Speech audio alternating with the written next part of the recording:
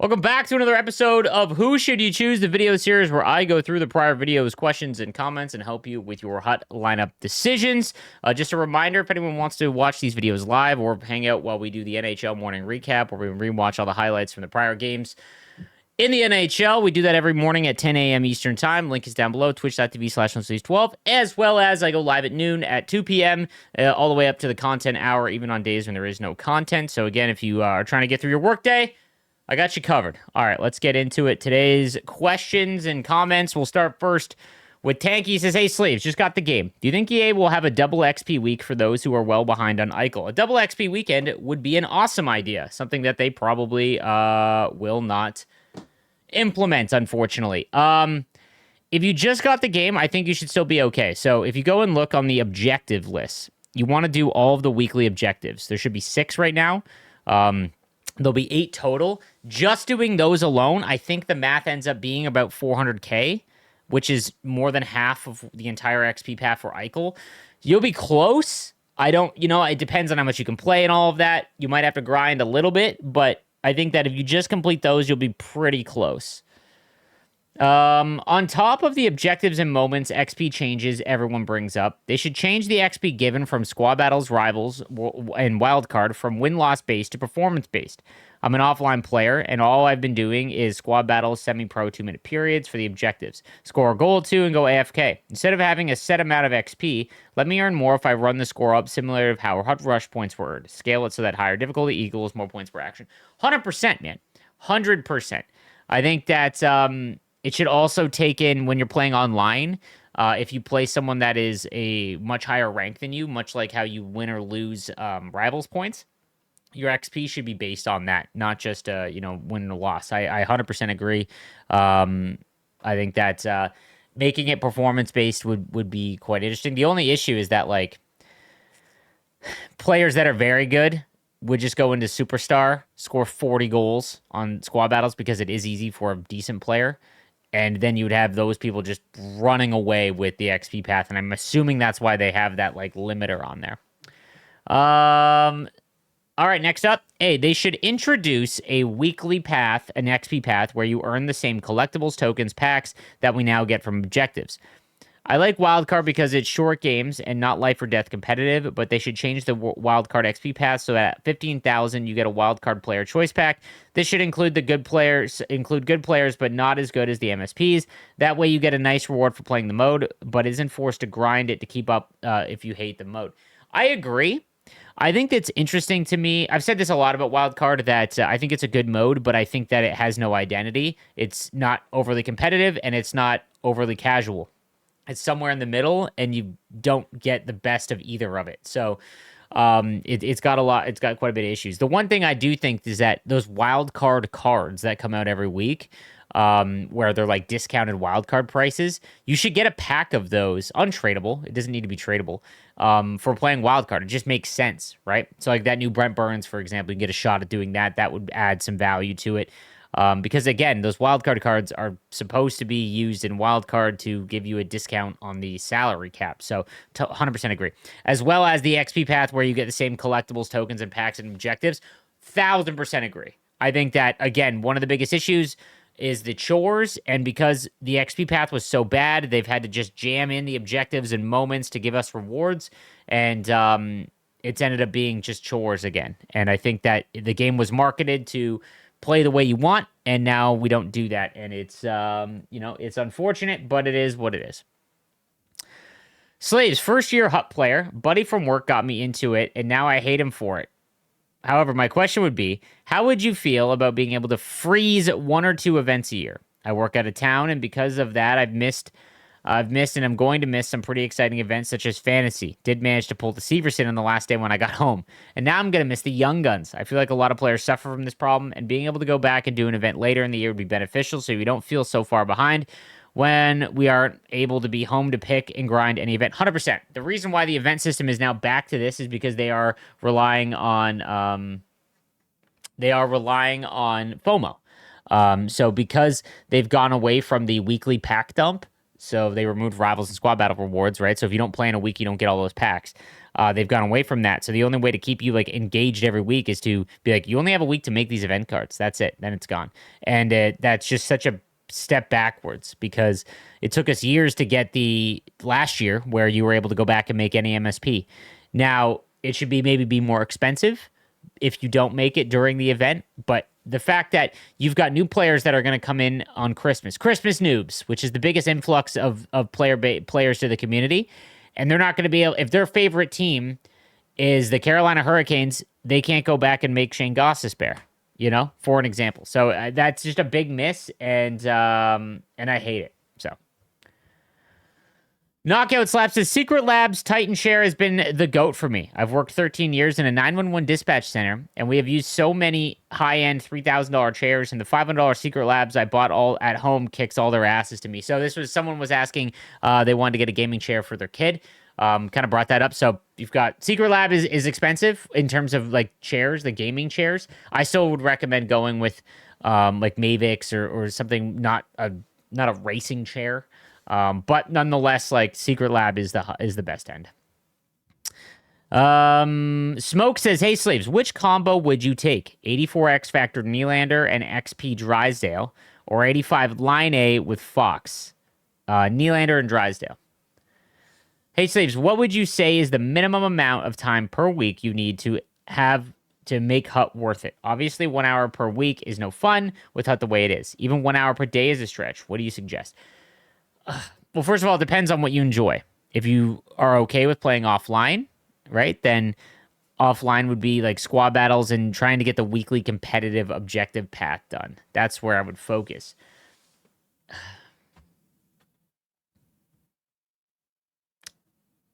Wild card would be the most. That would be the answer. Wild card is the most lucrative per amount of time required. And you don't need a great team because you're given a team. So wild card would be the answer. There should be an XP path for every event. For example, you have 2 weeks to complete 20 levels. And you get one fully maxed out player of your choice. Doing this would leave you playing the game how you want. No grinding, just playing for fun. I used to play Madden, and that's how it was. It is so much better than how it is in NHL. But I'm not saying to take out the normal XP path. In the normal one, there should be XP players and little packs just as a little reward. Personally, I feel like if EA did exactly how I just explained it, the game would be way better and there would be way more players. Thoughts? Yeah, we've been talking about this for a while now. Every event should have an XP path. The objective should be taken out, and it should be just XP with players, right? But I don't know if they have the tech to track individual things with so I guess what they would have to do is say a shot is with a player is worth 100 XP, right? They can track a shot with a specific player, so then you have to then turn that into XP, right? So there'd have to be like a new like little algorithm thing for it. But yeah, 100%. Ace Slaves, really like what you've been doing with all of your content. It's been really nice having someone who can help the community, or help give the community a voice, as well as figuring out ways to make the game more enjoyable for all levels of the player base. Have you noticed that reverse hitting hasn't been working? Thought it was actually a viable tool this year. Gameplay is much better than years past, but there are still things that are cheesy and frustrating to play against. L2, circling at the point, looking for 1Ts, or walk down the slot. Keep up the good work. New viewer, but now I watch all your videos almost religiously. Thanks. Keep the grinding, bro. Yeah, I appreciate that, my man. Every year there's going to be gameplay that's annoying because we're in the information era. Video games, basically what happens is it's a new game. We're all excited. Everyone's playing it. You're having the most fun because nothing's been figured out. And then you get frustrated. You lose a game. You look up how to be better. Those players put out more videos on how to be better, and then you're basically, as the higher skill you get, you're just looking for the same stuff over and over again. I've said this before, in all sports games, to be honest, any game, the higher you get, the less, especially in sports, the higher you get, the less similar to the sport you're playing. So the higher you get in NHL in terms of skill level, the less it looks like hockey. Same thing with Madden, same thing with NBA, same thing with it's baseball to an extent, but it just looks less and less like the real product, and that's just an unfortunate reality of where we're at. So reverse hitting, I've actually heard since the patch something's weird with it, so I'll ask around to the developers and see, but I actually heard a couple people say that reverse hitting doesn't work as well since the recent patch, because it was at the beginning of the year really, really good. So Ace Slays, fellow dad gamer here. I'm wondering if the Series 1 X Factor cards are going to expire. I put a ton of cards into McDavid. It'd be terrible if they expire Season 2. What are your thoughts? That is confirmed. We got that confirmed by the Hut content developers. One of the few things they've actually confirmed. Those are going to stay all year round. So no need to worry there. I got my Jack Eichel yesterday. It's totally worth it. Not 8 games played. He's got 19 points. A playoff line. But none of my previous cards have been a 1 point per ratio. None. So Jack Eichel, we did the rankings yesterday, the rankings video. I tried to put one together. Again, I wasn't super happy with the list. I felt good about it, but there's so many options. But Eichel, in my opinion, is the best right-handed winger in the game right now. Hey, Sleeves, my man.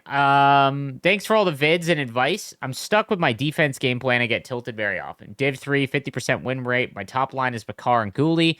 And even then, sometimes can't chase forwards, and my pocheck is awful. I can't stop my opponents, and their players get me off the puck very easily. I Googled some videos and advice, but they didn't help. Love your channel. So one of the things that I showed you is that, or I showed in one of my YouTube shorts as well as in my strategies video, when you lose the puck in the offensive zone, hold right trigger and click in R3, like the right thumbstick. That will auto-select the furthest player back. Make sure that you are in a spot where you're not going to give up a 2-on-1 and things like that so you can play back. Then, once you've made sure of that, hit R2 to select the player closest to the puck, and don't control your defenseman while defending the rush for a little while. Just control forward, defending the rush, because a lot of players struggle with, giving up passes down the boards or things like that, because defensive positioning is kind of one of the more difficult things to do in the game. Dobik says, hey, Sleeves, first of all, I'd like to say thank you to you and your community for allowing me to be a part of it. Anyways, back to the game. I have a couple of things I would love to share with you. I'll start with Hut Champs. I'm a Div 4 player here. Started during the second week of Fantasy event, and I played 2 Hut Champs this year. Once 8 and 12, and now 10 and 10. I have to say, even when you're not guaranteed to get 10 win reward, I would suggest to play even if you're Division 4 who might struggle during Champs. Yes, the packs are bad, but even with the guaranteed pulls, you're getting at least 30K worth of packs back minimum, plus every shot plus block counts towards objectives and milestones. Also, I like playing Champs because for me, it's like playoffs. During the week, I'm playing to get qualified, and then I have to deliver the result. So at least some results mean something aspect. But that's my tip for all y'all Div 4 players. Second thing about this game, how do you like the change synergy? How do you like the change synergies? Having only one class for each type instead of having 3 or 4. For example, there are only 5 synergies for attackers and 3 for defenders, if I'm not mistaken, instead of 12 and 8, for example, like previous years. Don't know the exact amount. I think it's a good change, making the team build much more simple to get a maximum boost of each card. Keep up the good work, and can't wait for another interesting interaction with you and chat during the next stream. So I'm assuming this was, I had this conversation yesterday with someone in chat. I'm assuming it's the same person. I had made the statement that if you can't get 10 wins guaranteed, I wouldn't play Champs. I didn't realize that, I think it's like 8 wins you get a certain pack. And in that certain pack, you are guaranteed like 30K worth of coins. And when you think about, if you're going to play 20 games and get guaranteed 30K plus all of, like, everything works the same as Rivals would in terms of objectives and XP, then I think you're right. I think there's probably a limit where it's like 5 wins, right, is probably not worth it if you're going to play 20 games and you can only get 5 wins. But if you can get like 8, I think that there is. So I've changed my mind on that. If you can play Hut Champs and get at least 8 wins. The reason why I said 10 is because at least you're guaranteed a card. But if that card isn't going to make your lineup, then it doesn't really matter.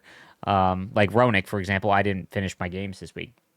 The other thing about synergies and only having one class, I like it more simplified. I think they should get rid of synergies and go to captains.